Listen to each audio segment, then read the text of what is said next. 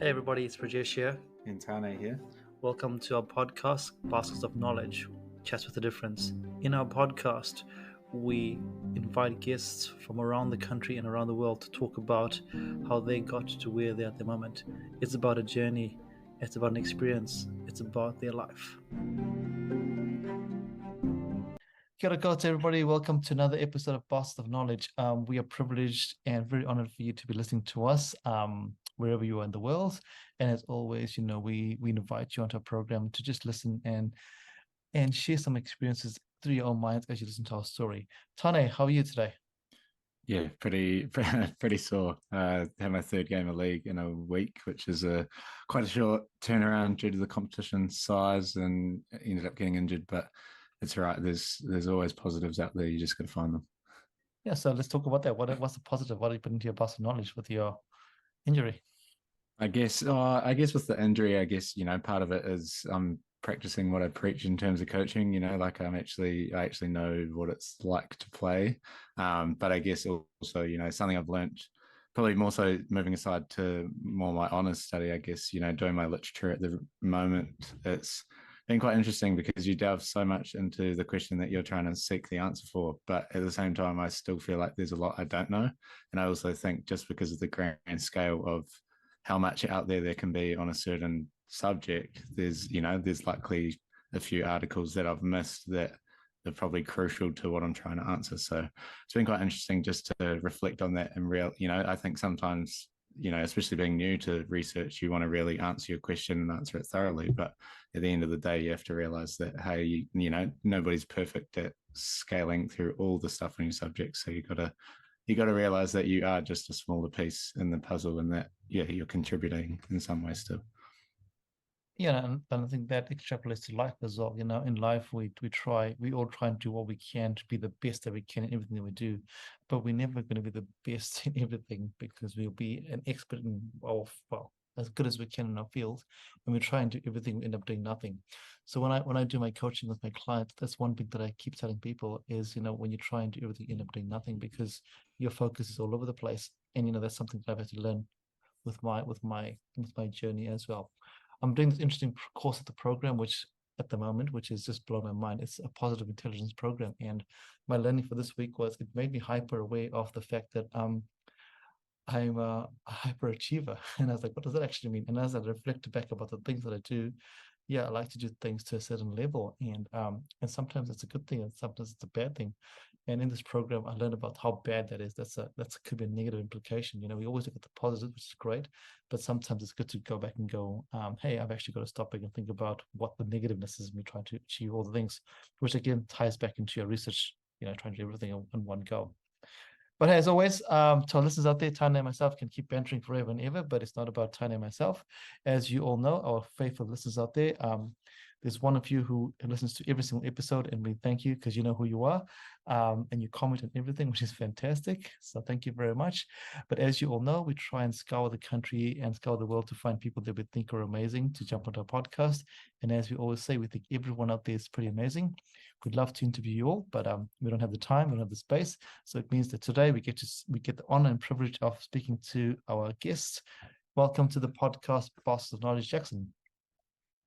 Jaxson Tautala-Hanita, thank you so much for having me for Jaxson Tautala. It's honestly, I'm so honored to be here on this week's podcast episode, and yeah, just having a chat about everything and anything really. Awesome, fantastic. So for our listeners out there, I'm going to give you a bit of a story. So I've been trying to get Jaxson onto this podcast for a while, but it's very hard to get Jaxson because he's a very, very busy person. And you'll see as we go through today's story why I wanted Jaxson to come on because as you go through, you'll see why. So Jaxson, for our listeners out there, tell them who you are at the moment and what are you doing at the moment in your life? So my name is Jaxson Tautala-Hanita. I'm a fourth year student here at the University of Otago, and I'm currently in my first year of a Masters of Science in Geography. I am also an RA or a sub-warden here at the university. I'm also at Arana College, and where I've been a sub-warden for 2 years now. I was first here in 2020. And yeah, I've been pretty passionate about coming onto this podcast as well, and also trying to get a selfie on Rajesh's Instagram, which I haven't quite achieved that goal just yet, but we'll do it as one thing comes at a time. But yeah, I've had yeah, I've had honestly just so many random like positive things that have happened to me in like in the last couple of years. And as we discussed that today, Prajesh is right. Like I've been so thankful and honored to have so many opportunities and just so many what I believe to be random instances, but I just know that deep down they're not, like they're specifically helpful to me and help benefit what I'm planning to do. And yeah, yeah, as I said, I'm honored to just be here on this podcast, really. Awesome, Jackson. So let's start right at the beginning. When I met you at year 13 at Taita College, and if I said to you, hey Jackson, you're year 13 at the moment, in a couple of years you'll be doing your master's, what would you have said to me at that point in time? I don't believe you. Yeah. I would have been like, no, I thank you so much, but I just don't think that's for me. Yes, I first met Prajesh in June, I want to say, of 2019, so in my final year of high school, and I don't know if you remember this, Prajesh, because you had come in March, but I had missed you due to the family stuff that was happening, so I didn't come to the Otago thing. And then met you with a bunch of people from my school, and I said, yes, I want to go to Otago. I've been given this amazing opportunity. I was one of the 50 kids that year to go into the Science Academy, so I had been blessed to have some sort of in-person experience at the university. And I said, I really want to do this. I really want to come back here and study. And so, yeah, we had a conversation. You told me, don't do this paper. You should do this paper. I think if you study this might be good for you. I mean, okay, cool. And then since that very first conversation, like my whole life has been completely different than what I thought year 13 me, 2019 me would have, 17-year-old me would have thought the last couple of years would have come out to be. It's crazy, I'm just one person in the journey you've had. For context, let's paint the context of your school. So Taita College, let's talk about that there, because for listeners out there, Taita College, or Taita, the suburb in Lower Hutt, Wellington, is not a very favorable suburb for a lot of people when they look into it. So let's talk about the experience there for you because people going to university from your school, first of all, is very, very rare. And the fact that you chose to go to university actively was pretty special. So do you want to tell our listeners and ourselves about that experience at Taita College?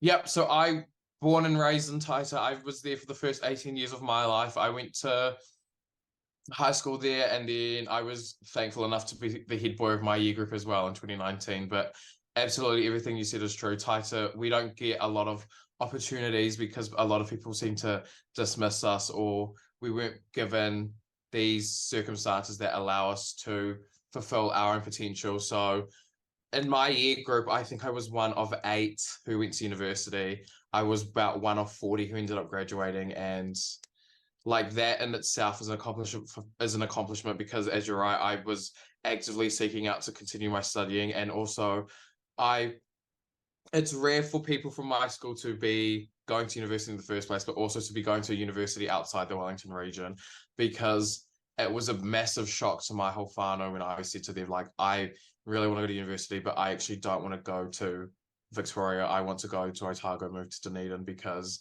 we didn't have a lot of anything really from where I came from. And so my mum was like, okay, good, that's amazing, like, cool. How are you going to pay for that? And I was like, yeah, that's part 2. Well, I was like, I just want to get my admission and everything, and then everything else will sort itself out. And I was very thankful enough that everything did end up falling in place. But my final year of high school was absolutely crazy. It was, as I mentioned, you came in March, and I missed you because my grandmother ended up passing away. And then later in the same year of 2019, my other grandmother also ended up passing away. Oh, and wow. so then I had all of these family events that happened in my final year of high school. I also was having a lot of, I love the school so much, but we had a lot of school conflicts happen in my final year as well, like a lot of disagreements, arguments, and I knew it wasn't the healthiest, but I knew that there was still something out there for me. So obviously I stuck through it. I knew I had to keep going, push through. And then once graduation happened, I knew that my final hurdle to get to university was my exams. And I spent the entire summer freaking out because I don't know how it is for you listeners this today about how NCA works. I couldn't even know how many credits you need these days. But back in 2019, the last year before the pandemic, you needed to get three lots of 14 credits from 3 subjects known as your domains. And I had 2 before the exams came around, and I said, I need to actually get my 3rd one.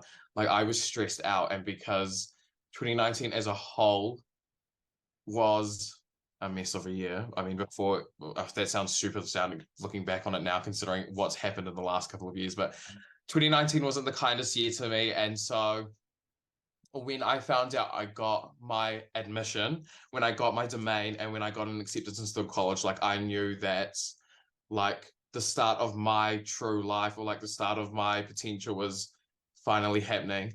And then I moved to Adana College in 2020. I was originally in Main Block. Shout out to Main. And I don't know if Tane remembers this as well, but we actually go way, way back as well. I met Tane on my 2nd day here at Otago, and I met him at the Māori Porphyry on the bus ride back. I wonder if he remembers this, because there was one empty chair next to you, Tane, and I sat down, and then we proceeded to meet then and there. And honestly, to know that you've got this podcast coming as well, and like your own journey as well, I think it's absolutely crazy, and it's just pure coincidence, but a lovely one nevertheless. Yeah, definitely. I can't say I remember it, but I think it was more just the 2 overwhelming days of getting down here, and I think meeting everyone, and especially, you know, for me, when I came down, I didn't have my family come down with me, you know, where a lot of people do. So I guess that was the whole shock of trying to get to meet people and trying to retain all these different names that you're learning, and how can I find friends quickly? But, you know, it's all part of that transition process. Yeah. No, 100%. Yeah, I also didn't move here with my family. My family did drop off at the airport, and I remember running in through security, like happy, and then had a little cry on the plane when no one saw me. But yeah, I just wanted to bring that up as well, because I was wondering if you remember that. It was on the bus ride back from the I forgot the marae, but the Otako marae, I think it was. We went to North, and then absolutely crazy coincidence. And I remember you were saying, I do PE, I'm at Studham. I went, I'm just across the road at Adana. What a memory, hey Jaxson, what a memory. I'm trying to, I don't know about that, the hey, beyond your years, hey. But what I loved there was one thing you mentioned, Jaxson, is really important, is you mentioned 2019 was a hard year for you. And it's pretty crazy, because we forget that the year we live in, or the moment we live in, is that exact moment. You know, as you said, things changed a bit afterwards, but in that exact moment, we have to appreciate and acknowledge that, hey, life is hard or life is great at that point in time. And sometimes we forget that. We go, oh, but next year was harder. But actually, wait a minute, I'm not talking about next year or the year before. I'm talking about right now. My life is tough, or my life is great.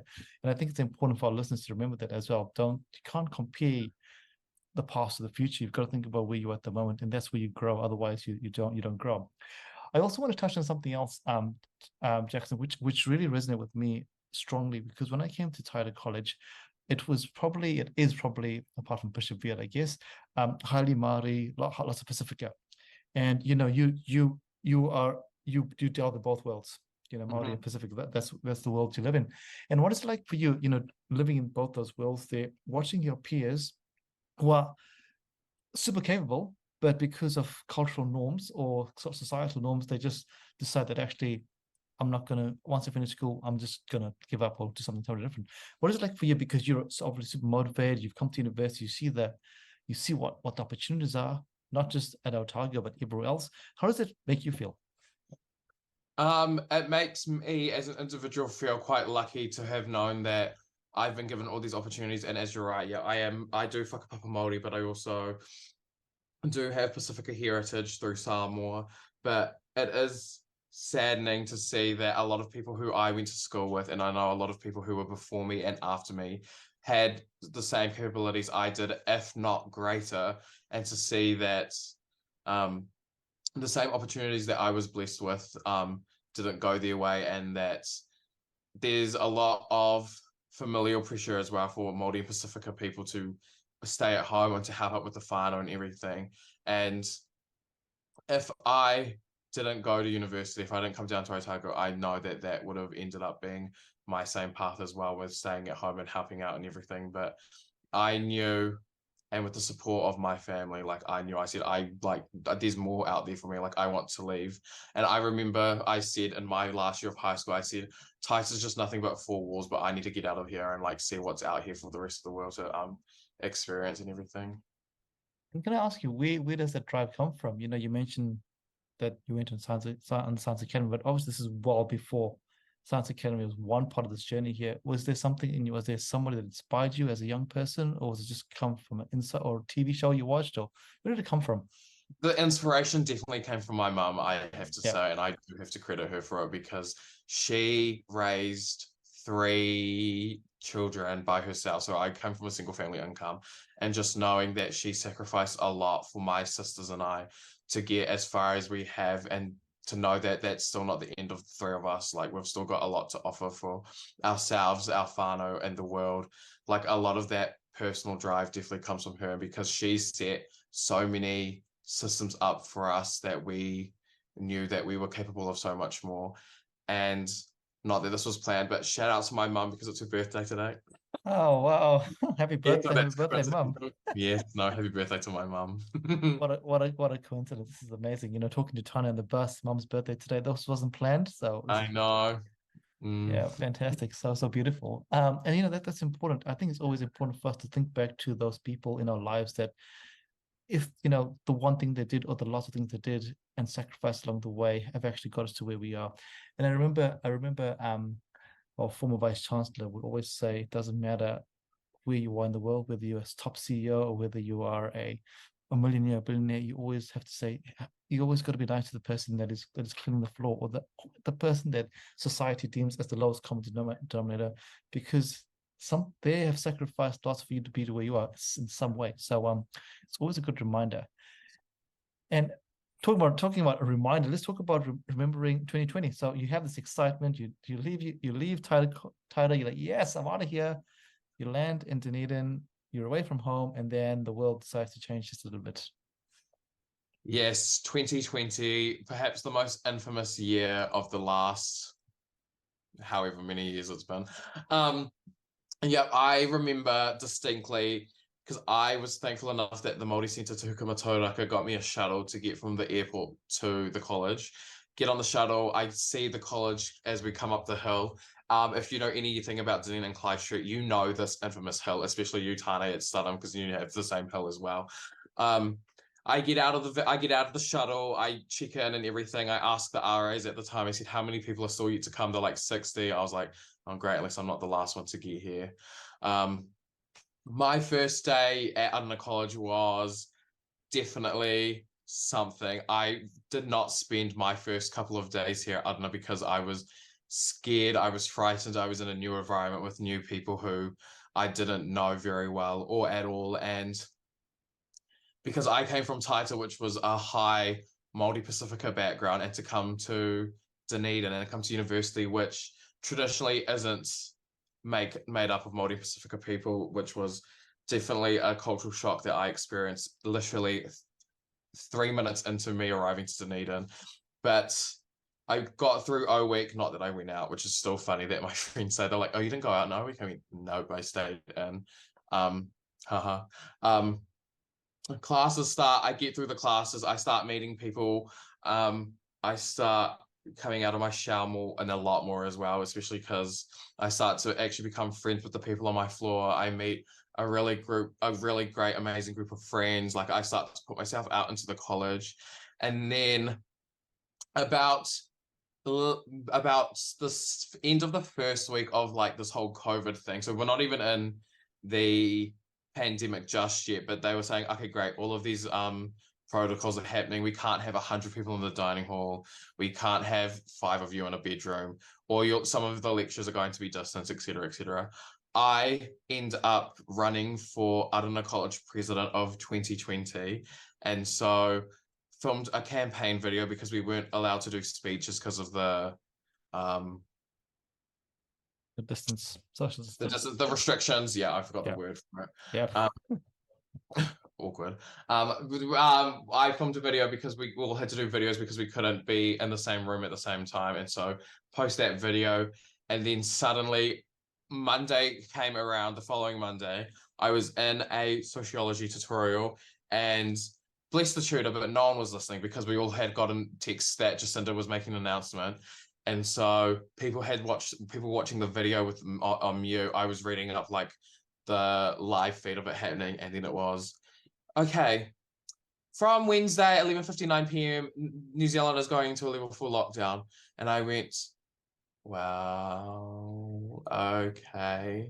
I mean, 6 weeks in of basically my life changing, from me leaving home going, thank you so much, Tysa, for everything you've done, but like now it's go forwards and everything.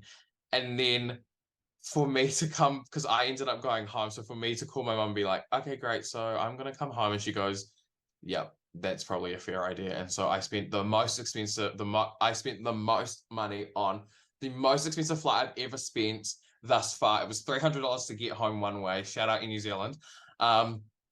But everything changed overnight. And for me to go from this like 18-year-old fresh out of high school, like seeing the world, seeing Dunedin for everything it had to offer, for it to basically be taken away from you because of an ongoing health pandemic, was just saddened. And it was, as you said it before, it's these moments that you live in and you think about and reflect on.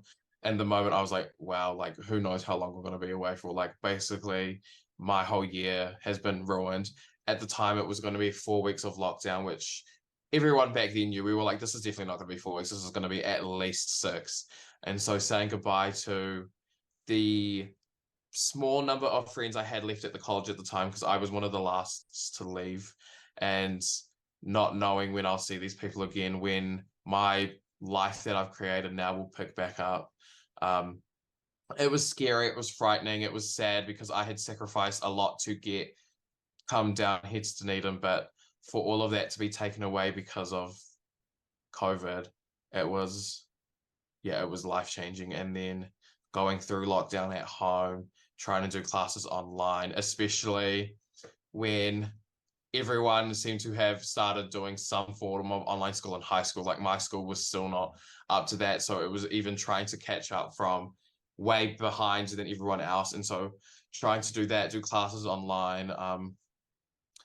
But I ended up being home alone because my mum and sister were essential workers, so they actually went to work. So I spent lockdown alone during the day, but still knew it was much better for me to be at home. But just the uncertainty of knowing when I'll see all the new friends I've just made again, when I'll see the college where I've just campaigned for this thing that I don't even know if they're going to still continue with because of COVID. Those 7 weeks of lockdown to look back on is like, it's such a crazy thing to think that we as a nation, we as a country have experienced that.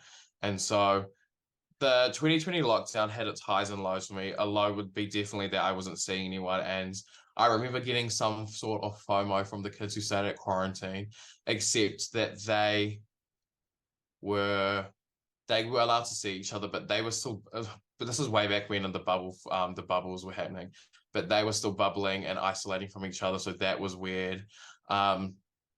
A high was that I found out on Zoom in the middle of my bedroom that on a random like Wednesday night at 8:30 that I was selected to be Arana College's president for 2020. So that was exciting, and it was scary, and it was new. And I remember I had to accept this formal invitation on Zoom, and then I shut my laptop and went, well, I guess that'll pick up when I get back, whenever that is. But I'm glad that I went home and spent time with my family. And then as soon as, again, Jacinta announced that we're moving into level 2, so all restrictions were finished, I literally had a browser set up with flights to Dunedin and clicked book as soon as it was announced, because I was like, I need to get the first flight out of here. Like, love you, mum, love you, sisters, but like, I need to go back to, basically, I need to pick up where I left my life. And then I ended up staying in Dunedin for most of 2020. I went back home once again for my mum's birthday. And so my first year at the University of Otago was absolutely life-changing. And once we got through the hiccups of COVID, like, I know that the 2020 cohort for first years, we're just so thankful to be in each other's presence, to have some sense of familiarity and normality. And I know that, and now becoming a RA or sub-1 down the line, I just know how much effort, if not more, the 2020 subbies did for us by trying to ensure that we were still enjoying our first year. And like it's nice to have these memories and reflections back on 2020, but for me I was just so thankful to be at least doing something and to be in Dunedin, in Otago, at Adana, like doing as much as I can. And I want to go back to the presidency topic as well, because I was so blessed and so thankful to be selected as the Adana College president as well. And a big factor for me running as well was because there weren't that many Māori Pacifica students at the college in comparison to everyone else. And so for me to be this brown representation for my cohort, for the college and for the wider community, it was absolutely an honor. And that didn't hit me until I came back to the college and when I started seeing everyone again, and I finally got congratulations from people in person. And so it was really exciting, and my friends were so proud, so happy of me. My floor were really rooting for me. The friends I made along the way were really rooting for me. And so it was just nice to have that in the bag. I can't think of a better term now, but it was nice to have that in the bag for me to be this representative, especially because I was just at the time just little brown boy who came from Taita, who was literally had everything against him to get to university, to get into the courses, to achieve well, and then to also have the opportunity to be the president. It was just an honor. And yeah, I 3 years down the line from that, I have more people bring up the fact that I was president rather than myself, which I mean is absolutely fine and normal and stuff, but like it's nice for me to know that I fought blood, tooth and nail to get that spot and to be the representation for people like me. So I love that. I love that, Jackson. I remember I was really proud of you because I was told, and I was like, I was really proud of you because you were with Tiara, right? It was the two of you. yes, Yeah. yep, So the crazy thing was two people from a super low decile school, um, are both presidents of one of the most popular places where people want to live. So, for someone else watching from the outside and seeing your journey to get there was really, really, really awesome.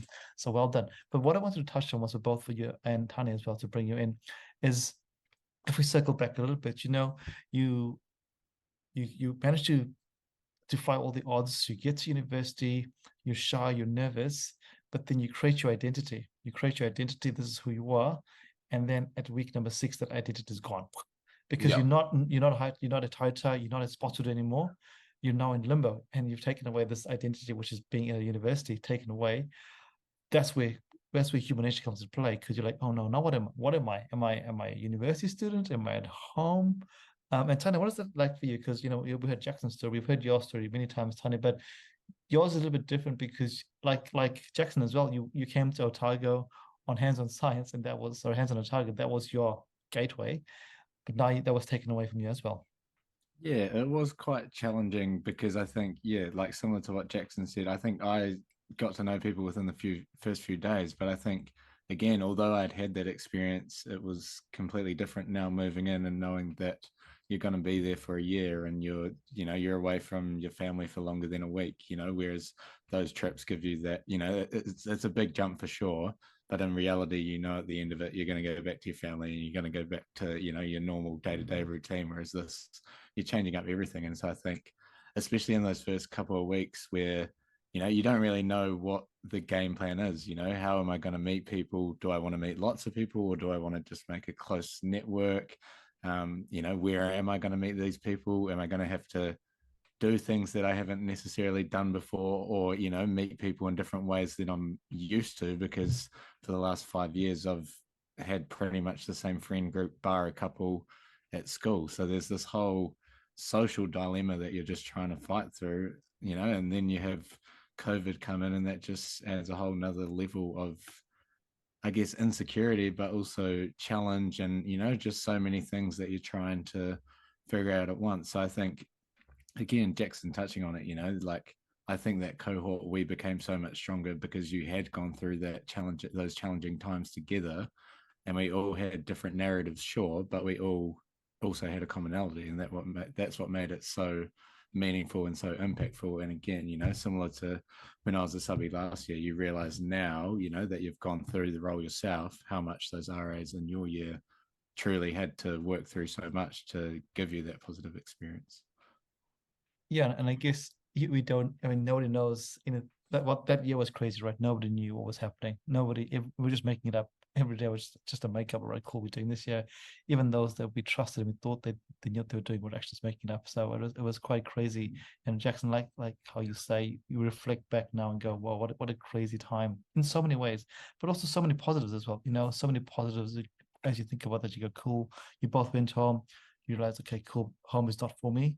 I need to go away, which is fantastic because some people go home and this is it. Oh, what am I doing? You go away, you leave home, you come back. Tanya, you get back into your program. Jaxson, you come back, you be the president. You do what you got to do as a young person, which is a testament to the both of you to come back. I'm going to shift focus a little bit, Jaxson. I want to talk about First Foundation. Tell me about First Foundation, and let's talk about First Foundation, how you got involved with that, and what doors opened up for you by just getting involved and putting up your hand in that application, I guess. Yes, so the First Foundation Scholarship is a scholarship that I was first awarded in 2018. So it's a 4-year program through your final year of high school and the first 3 years of university, because that's obviously an undergraduate degree. And so it's a scholarship based out of Auckland that helps provide those who particularly would not go to university, so from ethnic background, low decile, low socio-economic background, to get into university. And so I applied at the end of year 12. And so the funny thing about it was I was fortunate enough to get it, but I initially let me start again. So a big part of the First Foundation program is that there's 3 foundations within the program. You've got the $12,000 that will go towards your tuition money. You've also got a mentor who will be mentoring you throughout the course of the program. And then you also have paid work experience over the summer. And so I was originally partnered up with this company and I had an interview for them in Wellington and everything.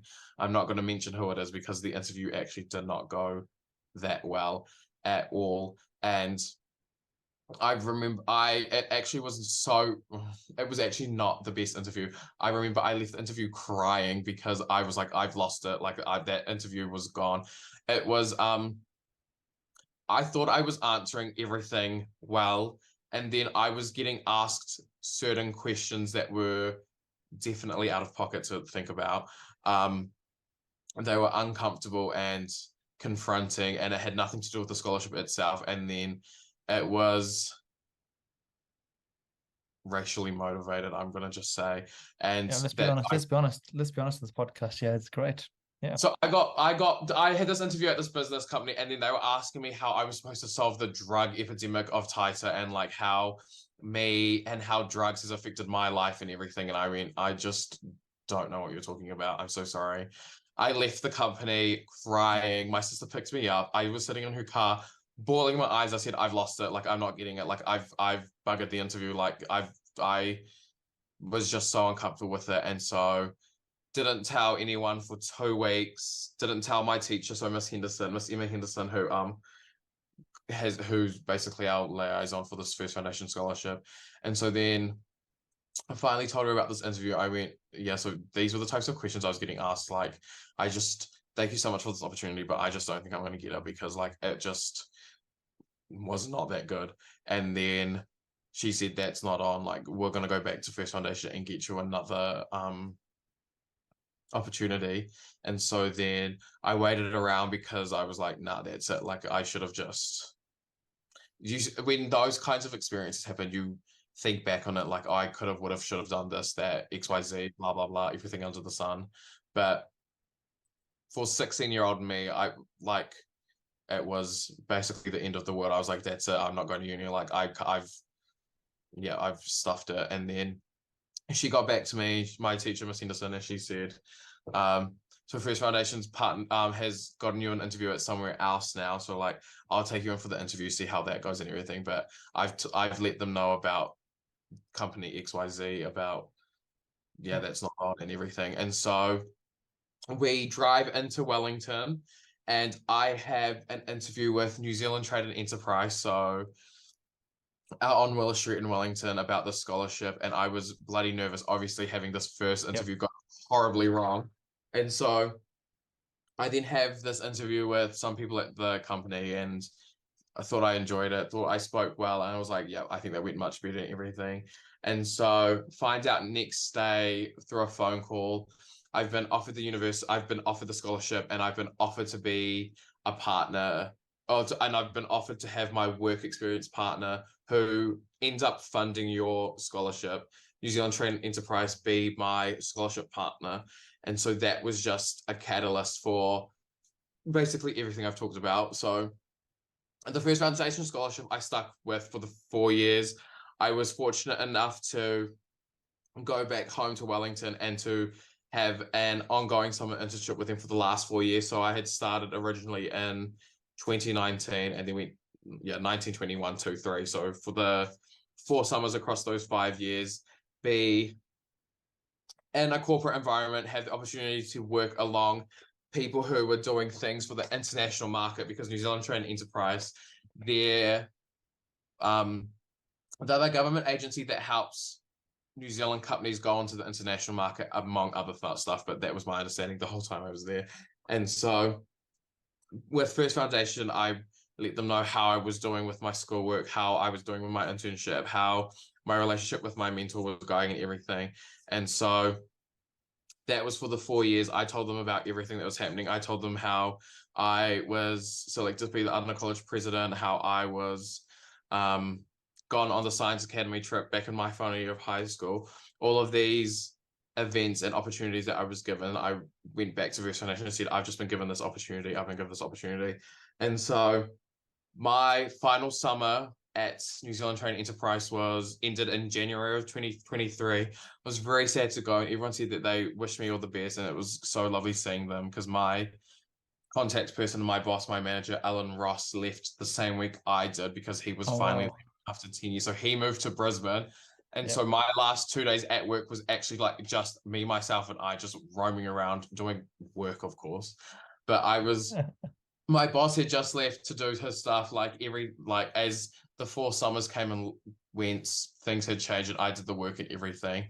And I got an email from First Foundation saying that, like, thank you so much for being part of this program.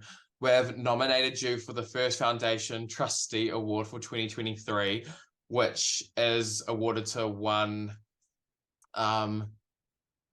scholarship recipient at the end of their program after doing the full program. And so I was nominated for that, which I was shocked and surprised about. I went, oh, okay, amazing. Thank you so much. They came down, a production crew came down earlier in where we at the moment, January. A production crew ended up coming down at some point in semester 1 of 2023 and filmed me walking around the uni doing random things. They filmed a part of me teaching, because I'm a lab demonstrator for geography, and walked around the college, walked around campus, talking about my life, my opportunities through First Foundation, and just the random stuff I've been a part of. And so then at the completion of the completion of my program and the 4 years I've had with First Foundation, they flew everyone up to Auckland for the awards ceremony. And so I met the other finalists, because we found out then and there on stage who was winning this trustee award, which was basically an acknowledgement of the hard work that the recipient had done over the last 4 years. And so I was thankful and honored enough that I was selected as the trustee award recipient for 2023. And I remember this happened in May as well. I remember standing on that stage trying not to cry after I was crying earlier that night when they showed my video back live, because I was just so honored of all the hard work and dedication I had put in, and knowing that it was now or never that it was going to pay off. And so when they called out my name, I was in absolute shock. I gave this rather infamous speech that I just felt like rambled on, but everyone said that was such a lovely speech, but I was like, "Ugh."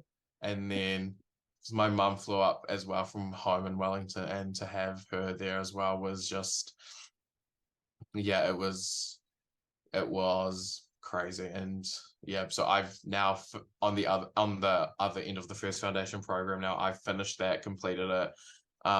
So thankful for everything they've given me, like the internship opportunity, the mentoring Dougal that I had for the 4 years, and the $12,000 has really benefited me. And I know that they put in such an investment for me to get here where I am now is just an honor to be just a success story that I can be proud of, and that they know that they can be proud of in as well.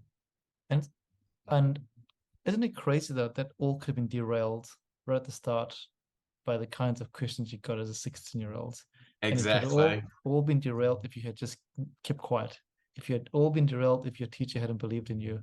It had all been derailed. So, in life we have these moments that, when you reflect right now, and you go, actually, wait a minute. If I didn't speak to my teacher about this, I wouldn't be here today. I wouldn't be saying this. So, I think what's a good reminder here is that there's always someone in your corner. There's always someone in your corner, even when you're feeling the lowest of the low. You reach out to somebody. Tana, you've had that happen to you many times as well. But reaching out to somebody, is hard. It is hard because your whole identity was challenged there as a young. I'm going to use the word brown if you don't mind. As a young brown person from a neighborhood that was just stereotyped straight away. Stereotype just because of the way you looked. No other reason, nothing else. And that's pretty sad because it happens. It happens in the world today. All of us have had that happen to us. But the fact that could have changed your whole life is pretty sad. So kudos to your teacher and kudos to you for actually speaking about it. But also kudos to you, Jaxson, because you speak about this very lightly. But what I think our listeners need to remember is that for you to be awarded that prize at the end, you have done all the hard work. And you don't really, and why I think you're an awesome human being is because you don't think it's hard work. You just do it because it's fun. It's things that you do. It might not be fun all the time, but that's the difference between somebody who wants to be rewarded all the time for the things they do versus doing it because they want to do it. And I think both of you, Tana and you, Jaxson, have put that same mold where you don't do things to get rewarded. You do it because, hey, I enjoy doing it. It's better for other people. So yeah, so well done you for remembering that. And then guessing that video is what made you reflect, actually, wait a minute, this is really cool, all the things that I've done. Yeah, and Tana, I guess this is with your coaching as well. You see this is your coaching as you see your young people that are actually the fruits of your labor. Oh, 100%. And I think like it's more so become apparent, like going into this coaching environment about how impactful you can be for high school students. Like I think when you go through it yourself, that, like we can reflect and go, there's been impactful people in my life that have changed things, for better or worse. But to actually now live it and, have these girls doing all these things and have pressures from so many different avenues that you just didn't really reflect on or knew existed, and just some of the consequences they can have is just, it makes me much more mindful of like how we can just support young people in general, because as you say, there's it can just be something completely offhand that's out of your control as the young person, and yet it can impact so many decisions that could just change your trajectory forever, and it was never your fault to begin with. So I just think, there's a lot more things that everyone needs to be aware of on how we impact young people. Yeah, and I guess even not just young people, anyone we come across with, we go with humanity, anyone we impact, what we say, what we do can impact a lot of people. And talking about impact, I'm going to circle back to you, Jaxson. Impact. An impact role is as a subwarden. Why would you become a subwarden? You've gone through it, you have had this crazy year, 2020, you've been the president, and why apply to be a subwarden or an RA, whatever you want to call it? Yes, no, why come back to the college is a common question I get a lot as well. Because I was so thankful to have been given everything that I had been received and gifted in 2020. To be accepted into Adana College, to have been accepted as president of the cohort, and to have basically be one of 400 students to be living in the college in the first place as well. Like, I was so thankful for all the hard work and for everything that the college staff had given me that I had known right from the start of 2020. Well, not right at the start, but once I found out what an RA actually was at the first place, that I knew that I wanted to come back to the college and basically give my all back to the community that has set up so many positive systems for me. And so at the end of 2020, I wrote a very terribly written, actually, because my handwriting's not the best, but I hand wrote letters to give to the senior staff and to my RA, just saying thank you so much for everything that I've been given in 2020. Like, without being here at this college, I don't think I could have done anything that I had done in 2020. And I had said to the warden at the time, Jamie, I said, I'm definitely coming back to be an RA. Like, I want to come back. I want to help the future students, the future cohorts have the exact same, if not better, experiences that I had had. Well, definitely better, because they weren't going to live through a pandemic. Little did we know, spoiler, it's still going. But I knew that in 2020 that I wanted to come back and be a sub warden. And so to give back to the community that invested a lot into me and to give me so many opportunities, that was such a key factor into why I wanted to return back to the college. And so in my second year, I applied.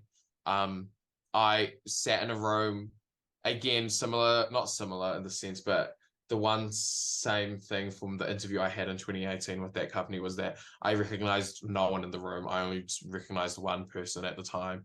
And to go from knowing so many familiar faces of the lead team to just recognizing one person, I was not thrown off, but I was like, oh damn, like, I'm gonna have to start from the scratch, like ground zero, to fight for the spot to be a sub warden.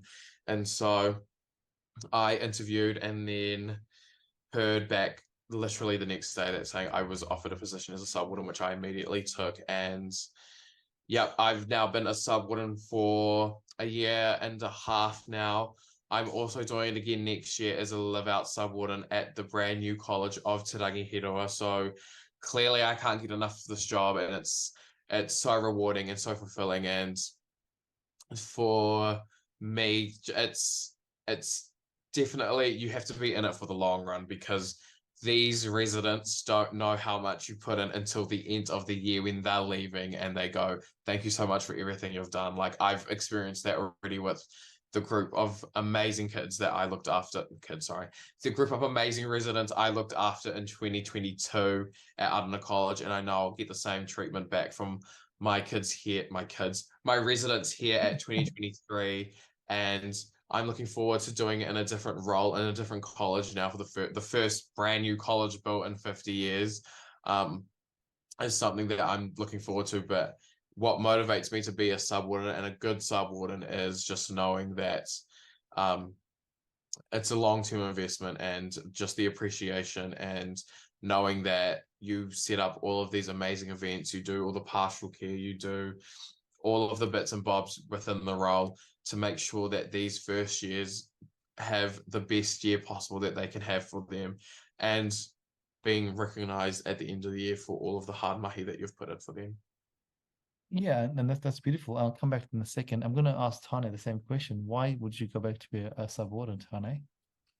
Yeah, it's funny you ask, because I think along the same lines as Jaxson, like, I just, after that first year experience, I realized how much impact an RA or a sub warden can have. And so, wanting to give back to those young people that would be coming through and give them the same, as Jaxson says, not only the pastoral care, but the opportunities, the someone to talk to. And I think, you go in it with a want to help young people, and you come out with so much more, but you also learn so much about yourself as a person and who you are, because I think it allows you to reflect on your journey as a university student as well, and how far you've come from that high school student who didn't really know a lot. You might have thought that at the time, but you didn't know a lot. And then all of a sudden you're near the end of your journey for some people, or you carry on. But regardless, in such a short time frame, you realize that so much has changed. So many of your values and the peers you have around you have either changed or stayed the same. And you just, you get to reflect on how much you've grown as a person. And so I think, yeah, you go in with that mindset that you want to help, and you definitely do help those students, and you get that long-term retention. But you also get to reflect on how much you've grown as a person from the residents that have come in, meeting you for the first time. Yeah, it's crazy. The reason I ask you about that is because I was a subwarden or an RA for 6 years, and here's a crazy story though. When I first applied, I was rejected. Like, nope, rejected. Can't be a subwarden. And I was like, what? It was quite crazy because I was actually told to invite by the staff team, you should apply to be a subwarden, and the same staff team then rejected me. I was like, what? This is just ridiculous. Obviously, I was like, this is dumb. And then the next year they said, oh, you should apply again. I was like, you told me this last year, and they got rejected. But on reflection, I wasn't ready. That was the wrong time. That was the wrong time. And they probably saw that. And I needed the year to grow. I needed the year to actually establish myself in New Zealand and find my voice and find myself. And then when I took the subwarden role, it was a little bit different because yeah, it was very, very different. I was in charge of a lot of internationals because there were over 120 internationals at the college I was working at. I don't know, college basically, but I worked there and there were internationals, and that just grew me so much, so drastically. And then basically the next year I was awarded, well, they asked me to be the senior subwarden, which is an absolute privilege to be a senior subwarden because the whole world changes quite dramatically when you do that. And I guess in today's terminology, that will be assistant warden or whatever. It's all changed quite dramatically. And the thing that both of you have said is that you don't go into that role for money. You don't go into it because you want to gain something. You go in there because you want to give, and it's all a giving role. And I'm sure you all see this, that when you're in the roles, those that give without any expectations, the the the risk, the comeback is just so ridiculously crazy. And Tane and Jaxson, you'll see as you go forth in your lives and start doing things that the people that you impacted in their first year will remember you for the rest of their lives. And just on Thursday, I was at Christ College in Christchurch, and I was visiting a school, and I bumped into a resident from when he was a first year with me, and we just connected, and he just told me about the stuff that stood up for him when he was a first year, and it was just really nice just to hear that. But when you're a subwarden for 6 years, you have loads of cohorts of people, and when you travel around the country, you just meet people in so many different places. So I look forward to hearing how both of you, as you go forth in your lives, come across these young people who are going to be, leaders in the fields, doctors, engineers, lawyers, sociologists, authors. And as you see them, I hope you're going to feel what when I see them, I just feel really proud of them because you're one part of the journey, but an integral part of the journey, because that first year of university is pretty, as both of you have experienced it, we've all experienced it, it is pretty scary. It is pretty scary. It is pretty daunting. Everyone goes, it's exciting. It is exciting, all those cool things, but it is super scary. And just to have a subwarden or someone on your floor who hears you for you, as opposed to looks at you to see what rules you've broken. Very, very different. So yeah, look forward to seeing what happens with both of you. That was my bit of a monologue there. We're going to shift focus again, and I want to talk about, we've spoken about you as a person, Jaxson, but I want to talk about your research. You're doing your master's, and let's talk about what's motivated you to do the project that you're doing. I know it's got a very, very exciting name, a very specific name. Do you want to tell listeners about that and what motivated you to do that there? Yes, so I am in my first year of my master's, as I mentioned. So this year's coursework before I do the big 20,000 whatever word thesis that I'll do next year. But I'm doing it in the geography department with Sarah Mager as my supervisor. So the title is probably the best part of what I've got so far, because obviously it's in early stages. But the title of my thesis at the moment is "What's Your Why?" Why spelled WAI for water, and it's research through indigenous frameworks and oh my gosh, start again. The title of my master's at the moment is "What's Your Why?" Why spelled WAI for water in Te Reo Māori, and it's research through indigenous frameworks and freshwater management. And so I'm doing my master's in how hydrometric networks in New Zealand, so freshwater and everything, whether or not it benefits or hinders the values of Te Ao Māori. And so I am very passionate about Māori and Pacifica values, obviously being someone of that ancestry. And again, I should have mentioned it before, but that's also why I returned as a subwarden as well, to help out Māori and Pacifica students. But I wanted to do my master's and whatever it would be with some sort of Indigenous framework in it, because it's so important for research and for academia to recognise the indigeneity of New Zealand, of Aotearoa. And so when in 2022, so I got very sick in 2022 and had to do a lot of coursework by myself. I had a meeting with someone in the geography department and said, I am very interested in what you do. I am very interested in returning from a master's. Like, is there any way that you have the capacity to take me on as a master's student? And she said, I would love to have you on board. There are some cool things happening in the freshwater realm and the geography realm, especially with Te Ao Māori. And so I'm keen to help you get involved and get started. And so my master's is again just in the beginning stages, because you do the main crux of it in your second year, in your thesis year. But I've looked at, so my undergrad was the full title, which is very long and wordy, is a Bachelor of Applied Science in Environmental Management and Politics. So I did a double major in a BApp Sci, which again, couldn't believe I ended up doing 2 majors. But I knew that I wanted to, no matter what I did it in, no matter what I did it in within the geography department, I wanted to include some politics in it, because I had just spent 3 years studying it. So I do want to let it pay off. And so what I aim to do is look at the hydrometric data of regions across Aotearoa and to see whether or not that there is a connection between how well the water systems are versus how heavy the perspective of Māori is in these networks, and to see whether or not that these reflect on a political, not a political, but on a policy level, and whether or not that some form of decolonizing the freshwater in New Zealand will be actually beneficial for everybody. So that's what at this point right now, that's what my master's aims to explore and investigate. And a couple of weeks ago, we had the geography symposium where all the postgrads present to each other and everything. And I, again, funnily enough, won highly commended poster. So I won the second best poster. And so to recognize that, because it was actually really lovely, because you get some sort of imposter syndrome when you go into postgrad. And so to hear what everyone else is doing, to hear how far everyone's written as well, is quite scary, because you think back and you go, oh, I really haven't done that much. But to get some sort of recognition was very nice for me to have. And it's also a reminder to myself that, again, I'm still just in the early stages of my master's. Like, I shouldn't be expecting to have the whole thing written by now, because I haven't gone to go see the research. I haven't gone collected it.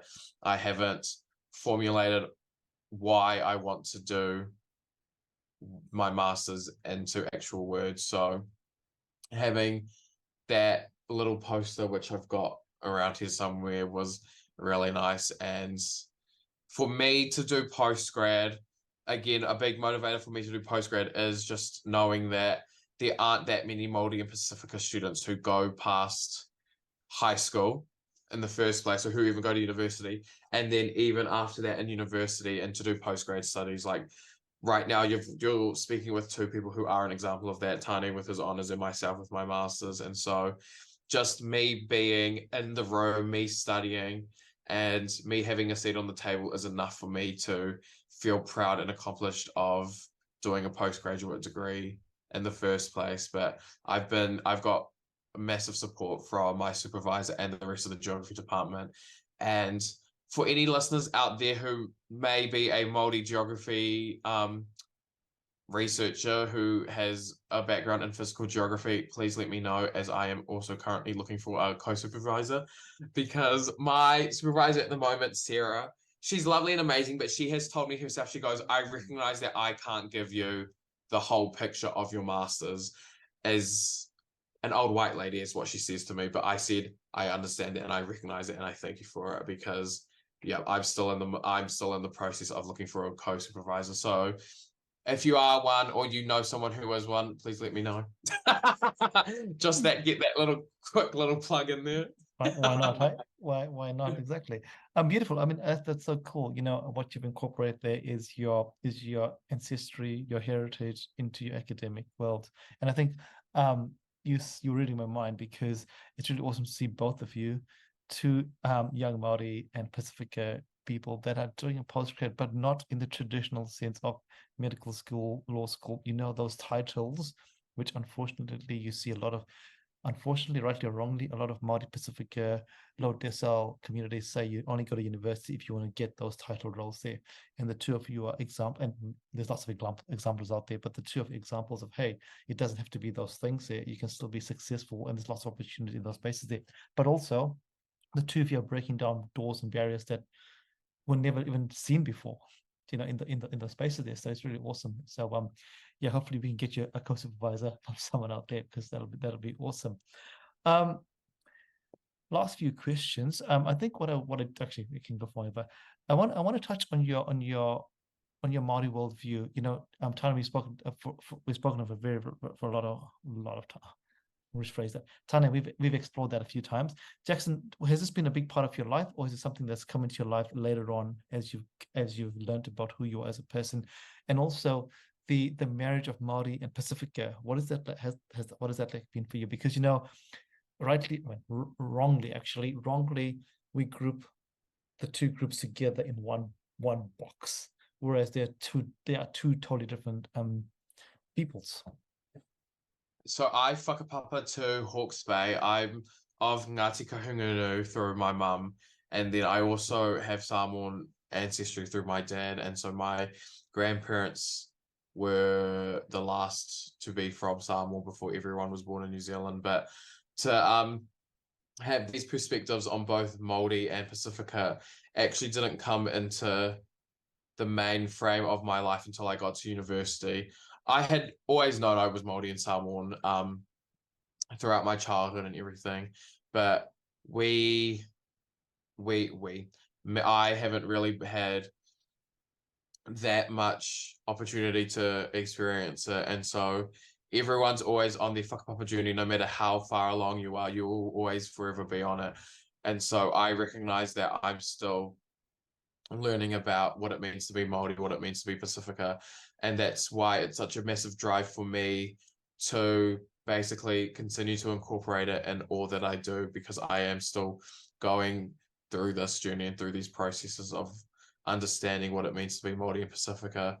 But to talk about the point you've just brought up, Prajesh, about how they do, being Māori and Pacifica often do get grouped together, when in reality that's not the case. And even further with the Pacific, when the Pacific gets grouped as the Pacific, but that's still not true. You've still got Samoa, Fiji, Tonga, Kiribati, Tuvalu, like all of these Pacifica cultures and identities which have stood the test of time for generations, only to be westernized and framed altogether. And that's just a Pacifica example. I mean, there are cultures around the world where people have been grouped underneath this one umbrella term, which doesn't necessarily fit the standard of your roots or your cultural identity. But to have both Māori and Pacifica whakapapa is a blessing to me, because I'm so proud to be of Māori and to be of Samoan descendants, to be of Māori and of Samoan ancestry. And so to recognize that and all that I do is still the beginning stages for me, but I know that I've still got a long way to go. Like, there are other people who have got a long way to go. And an example of this was, as a sub-warden last year, I was in charge of the cultural performance for Arana College in 2022, which absolutely went as unofficially, because it's not competitive, but probably one of, if not the best performance of 2022. But it was... Tana's shaking his head. I know, I saw that. I chose to ignore it. But I was so grateful to get that, to have sorry, let me start again. I was so grateful to be given the cultural performance portfolio because it gave me an opportunity to still connect with Māori and Pacifica students and to understand their perspectives, because we all grew up differently, and I didn't grow up in a culturally strong household, but to be given this opportunity to navigate and administrate and formulate the cultural performance of 2022 was such a humble thing to do. And I think it was definitely big for these residents to understand that not all Māori Pacifica students have been, or people really have been given the same opportunities as them, and vice versa with me, realizing that a lot more people had grown up closer to the pa or on the island or everything like that. And so knowing that was confrontational to me, because even though I was supposed to be administrating their performance, it was still a key role for me to just sit back and listen and to let these residents take the lead, because I know that they had much more knowledge and much heavier baskets of knowledge, if you will. And so to have that role was so important and so key for me to have. And so the marriage between the two for myself, and I know the same for my sisters and for my friends out there who both whakapapa Māori and Pacifica, it's still important for us to just be out there, be visible for ourselves, for everything that we've done, and for each other as well, because as time goes on, I know that there will be more and more people of Māori ancestry, of Pacifica ancestry, of the two, who will be in these spaces and basically be the representation that for all of us all together. Yeah, beautifully said. And Tana, I mean, I'd love to bring in you because you've been going through this journey over the last few years as well. And what's it been like for, as you enter the postgrad space and also the coaching space where like Jaxson said, everyone's on the journey. There's no complete journey until the day you die, really. But even that carries on, because the next your descendants are part of the whole story. Your story never ends.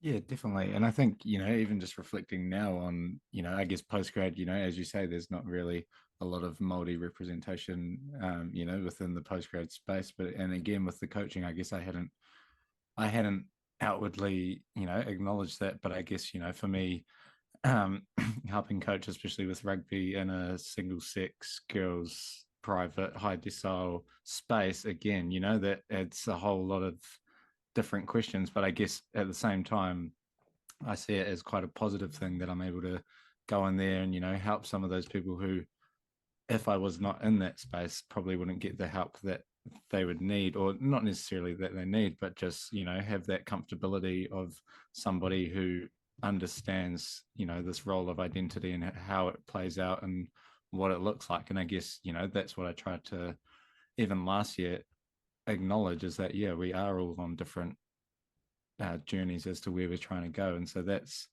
always a challenge. And I think that's something that you have to reflect on, but also just allowing people to be comfortable with where they're at, I think, is the main thing, because I think too often we get caught up on, we need to be a certain way because I identify as this, where in actuality, we're all, there's a spectrum, but where you are, it doesn't matter. Yeah. Yeah, and that circles right back to what you said at the start, Tanya, with your learnings about research. You just focus on where you are at the moment as opposed to trying to know everything. So, Jaxson, Tanya, myself, we were on different parts of the journey, and we shouldn't be comparing ourselves to each other. And I think this is what happens. We like to compare ourselves with other people. And Jaxson, you mentioned it a few times, the comparison. Tanya, you mentioned a few times, but that's just human nature. But we just step back and go, let's not do that there. But this segues really, really well to our final question, Jaxson, for you. Obviously, we could keep talking for hours because there's so much you could share with us. We might have to get you back on here. But the question we ask all of our guests as we round off our podcast, the name of our podcast is Baskets of Knowledge, as you mentioned just before. What we would love for you to do is we'd love for you to share one piece of knowledge you'd love our listeners and myself and Tanya to put into a basket of knowledge through whatever experience that you want to share. The one thing I would like to add to the basket of knowledge is to always say yes. I think from the monologues I've given tonight, but it's just to always say yes to every single opportunity that you've come presented in front of you. If I didn't say yes to having another interview to First Foundation, or if I didn't say yes to applying to Adana College, if I didn't say yes to becoming a sub warden, then I wouldn't be where I am today, exactly talking to the two of you on the podcast. And so my advice would be to always say yes and to apply yourself to everything that presents itself in front of you.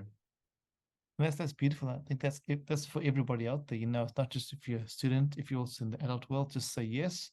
You can always say no later on. You can always say, cool, gave it a crack, it didn't work out for me, that's all cool, but you can't go the other way around. You can't go no and they go, oh, chase it. They'll be like, no, see you later. The world just keeps moving. So that's a very, very beautiful, beautiful share. Tanya, any last words? No, it's just been an awesome podcast. It's always good to be on the podcast. And I think, reflecting on Jaxson's journey, yes, I might not remember our first interaction as well as you do, but I've definitely followed Jaxson's journey, and it's been cool to see, like there have been some similarities in terms of our journey and our pathways that we're leading to. And it's just awesome to see, success in whatever form it may be. And I guess that's something I often forget about, but, there are other people out there that, you might not realize do see your journey, but they do see your journey. And so just knowing that, should give you strength and give you support, when you don't have those immediate signs of support. Yeah, beautifully put there, Tane. So we'll forgive you for not remembering Jaxson the bus, and that was a long time ago, and we'll forgive you. But to our listeners out there, thank you, Jaxson, for joining us today. It's an honor and a privilege. You can see why we wanted you on.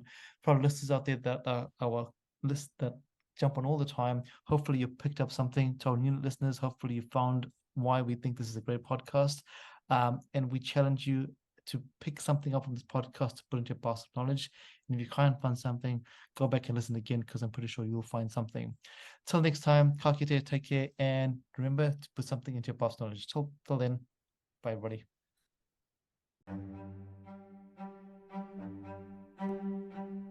Thank you for listening to Baskets of Knowledge. Yeah, we hope that you found something useful to put into your basket of knowledge. And as we said before, remember to put something little into your baskets of knowledge every week.